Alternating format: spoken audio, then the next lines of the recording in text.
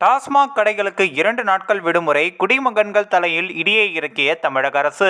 தமிழகத்தில் டாஸ்மாக் கடைகளுக்கு 2 நாட்கள் விடுமுறை தொடர்பான அறிவிப்பு வெளியாகி குடிமகன்களை அப்படி அதிர்ச்சியடைய செய்துள்ளது. என்ன விவரம் என்பது குறித்து இந்த ஒரு வீடியோவில் பார்க்கலாம்.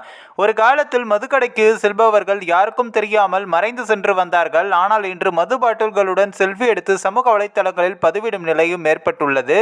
அது மட்டுமின்றி ஆண்கள் நிகராக பெண்களும் மதுகுடிக்கும் பழக்கத்தை கொண்டு உள்ளனர். திருமண நிகழ்ச்சி, பிறந்தநாள் உள்ளிட்ட சுப நிகழ்ச்சிகள் எதுவா இருக்கணும், அப்படி இருக்கோ இல்லையோ மது இல்லாமல் இருப்பதில்லை. அதே நேரத்தில் துக்க நிகழ்ச்சி என்றாலும் இதே நிலைதான். பெரிய நகரங்கள் மட்டுமின்றி கிராமங்கள் வரை இந்த கலாச்சாரம் பரவி உள்ளது. இதனால் நாடு முழுவதும் மது விற்பனை அதிகரித்தும் வருகிறது.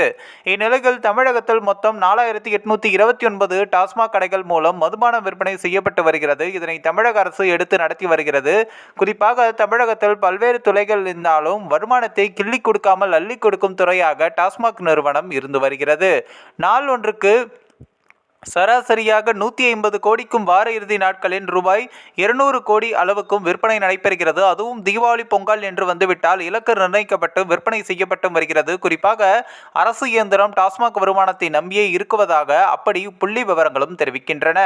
ஒரு புறம் இருக்க மதுவிலக்கு கொண்டு வர வேண்டும் என பாமக உள்ளிட்ட அரசியல் கட்சிகள் கோரிக்கை விடுக்கும் நிலைகள், மற்றொரு பக்கம் மது விற்பனை அதிகரிக்க பல்வேறு திட்டங்கள் அரசு வகுத்து வருகிறது.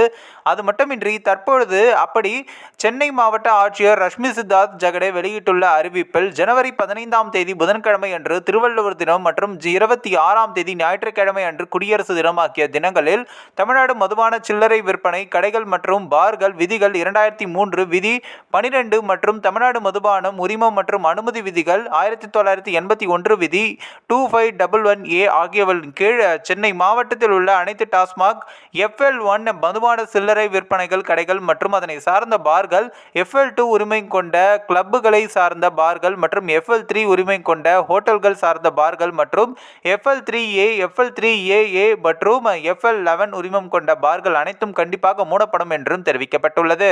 அப்படித்தான் ஜனவரி 15 புதன்கிழமை அன்று திருவள்ளுவர் தினம். இந்த தினங்களை முன்னிட்டு இந்த 2 நாட்கள் விடுமுறை அறிவிக்கப்பட்டதை அடுத்து தற்பொழுது குடிமகன்கள் பலரும் சோகத்தில் உள்ளதாகவும் சொல்லப்படுகிறது.